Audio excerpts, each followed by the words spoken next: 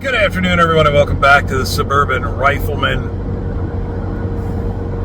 I don't usually do politics on this channel. I think I've made a couple of political comments over the last 15 years, but I generally just do guns, I do shooting, stuff like that. I don't have a very big platform. My channel isn't really going to have a huge effect on politics. I don't have a huge viewer base to mobilize.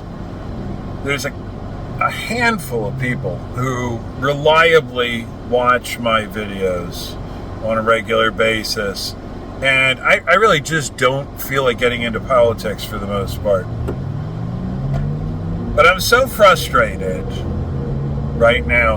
It is the 29th of June, 2025.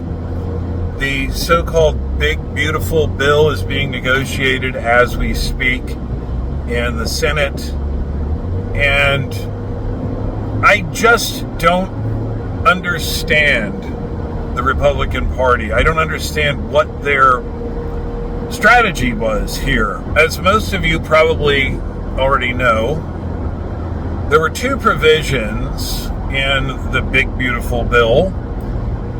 There was one that was included in the version that was approved by the House of Representatives several weeks ago, called the Hearing Protection Act. And the idea was to remove sound suppressors from the National Firearms Act, get rid of the tax stamp, get rid of the registration, get rid of the fingerprints and the background check.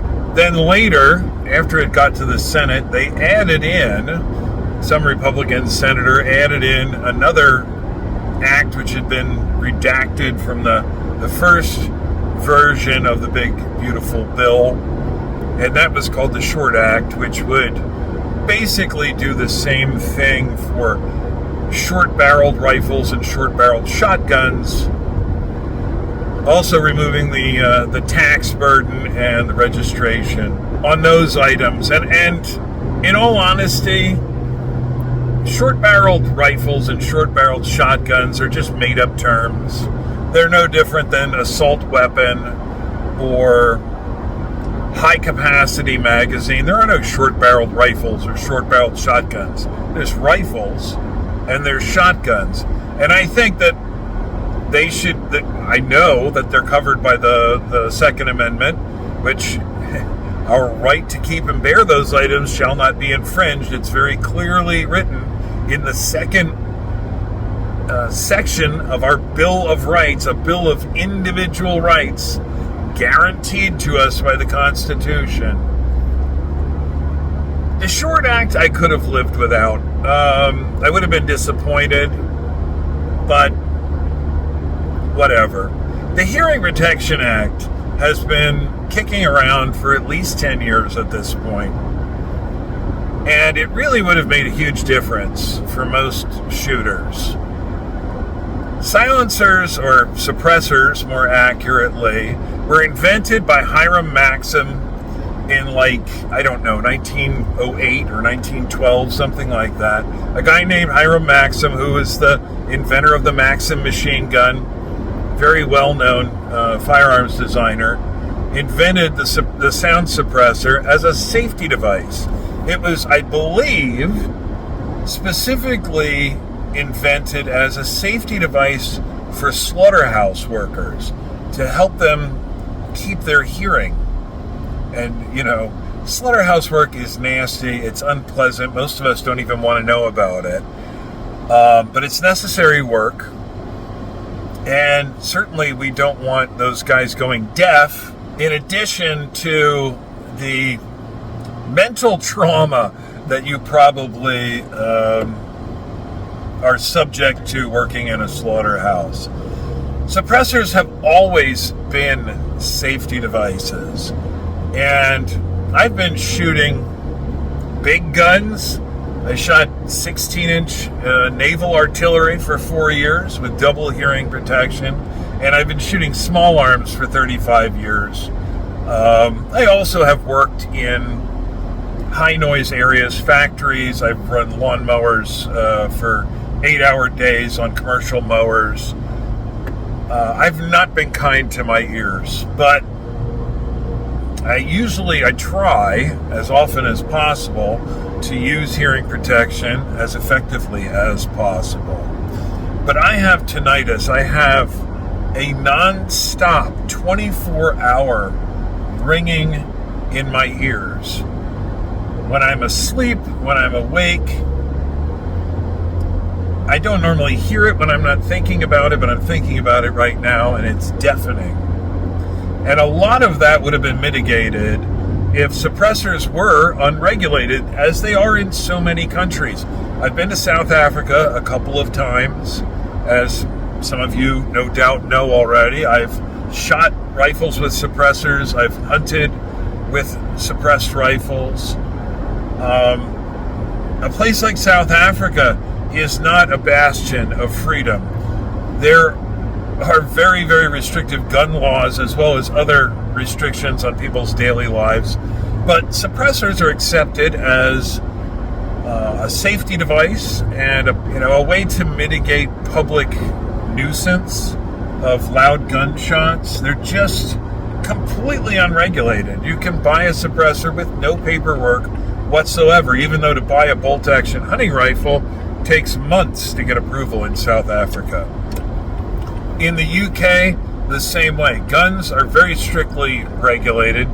Suppressors, as far as I know, in the UK are completely unregulated, as they should be. Suppressors should be hanging on a rack in the Walmart sporting goods department right next to the earmuffs. But they've been banned in this country since 1935. And that was all because a bunch of anti-gun politicians were frightened by 1930s gangster movies in which all of the gangsters were going around shooting people with pistols with silencers on them. And silencers, or more accurately suppressors, were designated as a public safety issue because movie gangsters were shooting other movie gangsters using suppressed firearms. And that, at the end of the day, is the truth of the matter. And we've lived with this law for more than 90 years at this point. I've kind of just accepted the fact that we're never going to get the NFA removed. We're never going to get any items removed off of the NFA because politicians do not want to expand our gun rights. They don't ever want to take away any restrictions that we have on our right to exercise our Second Amendment rights. And of course, as most of you know, the Senate parliamentarian has ruled that those NFA items are not budgetary, even though they're clearly tax stamps. Obviously, they do have to do, they're issued by the Treasury Department.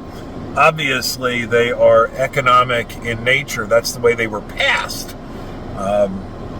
They weren't passed as regulatory legislation.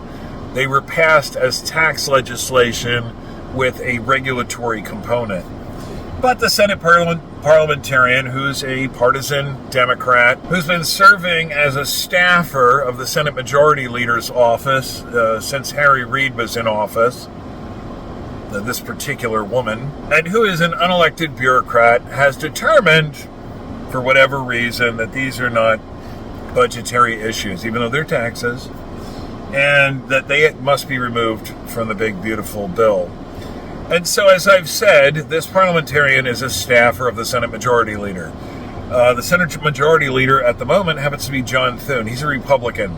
The Senate parliamentarian serves at his pleasure. He can fire that person and replace them. He also has the power to overrule that person and simply vote on the bill or overrule certain recommendations that she makes and vote on the bill. And because this is a budgetary thing, we can pass it with a simple majority. He could very, very easily do that. My understanding also is that J.D. Vance, as the president of the Senate, could also overrule the Senate parliamentarian. But what John Thune should probably do is fire the Senate parliamentarian and replace her with somebody who's not a partisan Democrat bureaucrat. But he has said that he's not going to do that. J.D. Vance seems to have indicated that he is not going to overrule the Senate parliamentarian.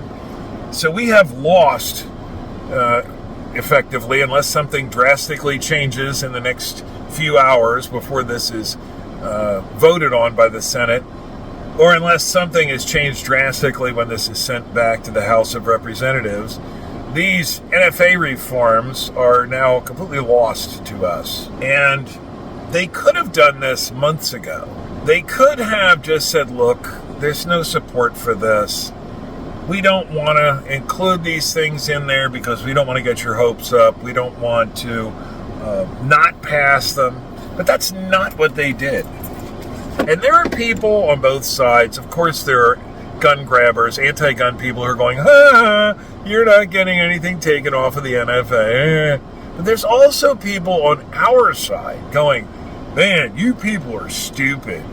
I knew this wasn't going to pass. You all got your hopes up. Ha, ha, ha, you're a bunch of suckers.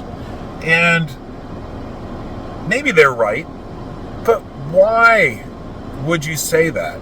And more importantly, why did the Republicans get people's hopes up? We won a very decisive victory in the 2024 elections.